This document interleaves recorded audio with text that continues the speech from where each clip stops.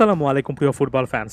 Julian Alvarez Manchester সিটির মতো একটা বিখ্যাত এবং পাওয়ারফুল ক্লাব থেকে অ্যাটলেটিকো মাদ্রিদে আসলেন এবং তারপরে ৪টার মতো ম্যাচ খেলে ফেললেন। এখন পর্যন্ত গোল কিংবা অ্যাসিস্টের দেখা পাননি। স্বাভাবিকভাবেই একটা মহলের বড় রকমের একটা চিন্তার জায়গা দেখা যাচ্ছে। এমনকি হুলিয়ান আলভারেজের ফ্যান বেসদের মধ্যে একটা অংশেরও কিন্তু বড় রকমের একটা দুশ্চিন্তা হচ্ছে।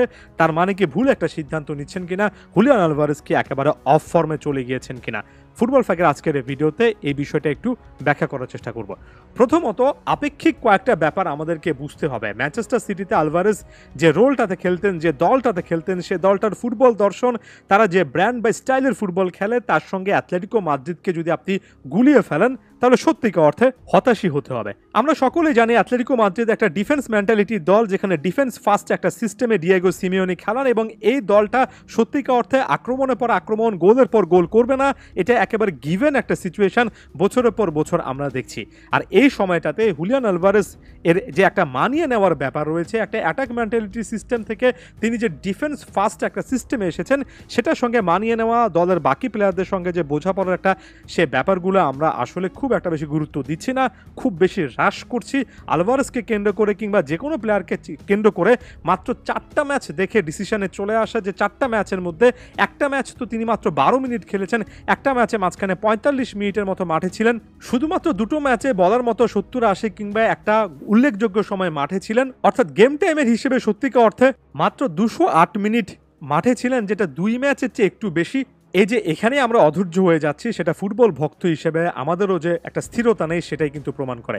হুলিয়ান আলভারেজ একেবারে অসাধারণ একটা ব্যাখ্যা নিজেই দিয়েছেন, বলেছেন অ্যাটলেটিকো মাদ্রিদে আমি মাত্র কয়েক সপ্তাহ হয়েছে এসেছি এবং এখানে সত্যিকার অর্থে আমি বোঝার চেষ্টা করছি সিমিওনে আমার কাছ থেকে কি চান, দল আমার কাছ থেকে আসলে কি চায়। আমি এখানে অ্যাডাপ্ট করা অর্থাৎ মানিয়ে নেওয়ার চেষ্টা করছি, আমাকে সকলেই এটার পেছনে হেল্প করছে এবং আমরা এই মুহূর্তে রাইট ট্র্যাকে আছি। আমরা অ্যাটলেটিকো মাদ্রিদের কনটেক্সটে আরও একবার চলে যাই। গত 2 সিজনের একটা ওভারঅল যদি স্ট্যাটস দেখেন, অ্যাটলেটিকো মাদ্রিদের গত 2 সিজনে বরাবরের মতো আতোয়ান গ্রিজমানই কিন্তু টপ স্কোরার ছিলেন। আতোয়ান গ্রিজমান গত সিজনে অ্যাটলেটিকো মাদ্রিদের জার্সিতে 50টার উপরে ম্যাচ খেলে সম্ভবত 24টার মতো গোল করেছেন। একটাবার চিন্তা করে দেখুন, টপ গোল স্কোরার 50টা প্লাস ম্যাচ খেলে মাত্র 24টা গোলই করেছেন এবং অ্যাটলেটিকো মাদ্রিদের মতো একটা ক্লাবে তিনি কিন্তু টপ গোল স্কোরার।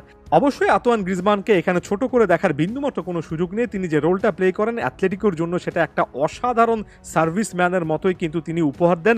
তবে এই জিনিসটা সকলকে বুঝতে হবে যে অ্যাটলেটিকো মাদ্রিদের টপ গোল স্কোরার কিন্তু গড়ে প্রতিটা ম্যাচে গত সিজনে 0.5-এর চেয়ে, অর্থাৎ 2 ম্যাচে 1 গোল কিংবা তার চেয়েও কম করে গোল করেছেন অ্যাটলেটিকোর সিস্টেম। এটা তার চেয়েও আপনি অনেক বেশি অবাক হয়ে যাবেন যদি আমি এই জিনিসটা বলি যে 24টা গোল সত্যিকার অর্থে বড় রকমের একটা কিন্তু স্ট্যাটস অ্যাটলেটিকোর তুলনায়। কারণ এর আগের বছরটাতে যদি চলে যান, সেবারও সম্ভবত টপ গোল স্কোরার ছিলেন, তবে 48 ম্যাচে 16টা গোল করেছিলেন, অর্থাৎ প্রতি 3 ম্যাচে একটা করে গোল করেছিলেন।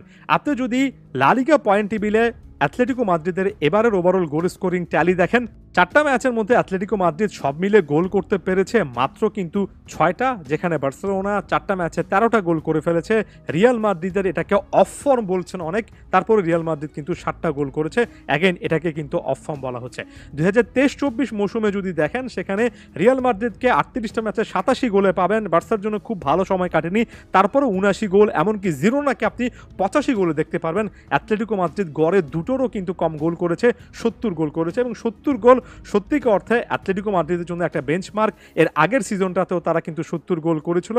আপনি যদি 2021-22-এ চলে যান, সেখানে আরও কিন্তু কম দেখবেন। সেবার গোল ফরওয়ার্ড অর্থাৎ জিএফ ছিল 65, অর্থাৎ অ্যাটলেটিকো মাদ্রিদ গড়ে কিন্তু লা লিগাতে 1.7, 1.8 এমন হারে প্রতিটা ম্যাচে গোল করে। এখানে যদি আপনি শুধুমাত্র গোল স্কোরিং এর নাম্বারটা দিয়ে একটা ক্লাবকে জাজ করতে যান, আলভারেজকে ভবিষ্যতে জাজ করতে যান, এমনকি আতোয়ান গ্রিজমানের মতো একজন প্লেয়ারকেও যদি নাম্বার দেখে জাজ করেন, সেটা ফুটবলের আসলে এফও হবে না, কারণ অ্যাটলেটিকোর সিস্টেমই তাহলে আপনি একেবারে বুঝতে পারছেন না। তার মানে মোটো এটা নয় যে অ্যাটলেটিকো মাদ্রিদের জার্সিতে হুলিয়ান আলভারেজ গোল করবেন না, অবশ্যই করবেন, মানিয়ে নেওয়ার একটা ব্যাপার আছে। তবে আমার কাছে কখনোই মনে হয় না সেটা প্রতিটা ম্যাচে একের পর এক গোল স্কোরিং মেশিন হওয়ার মতো হবে অ্যাটলেটিকোতে, যেটা কখনোই ছিল না। আশা করছি পয়েন্টটা বুঝতে পেরেছেন। ধন্যবাদ সবাইকে।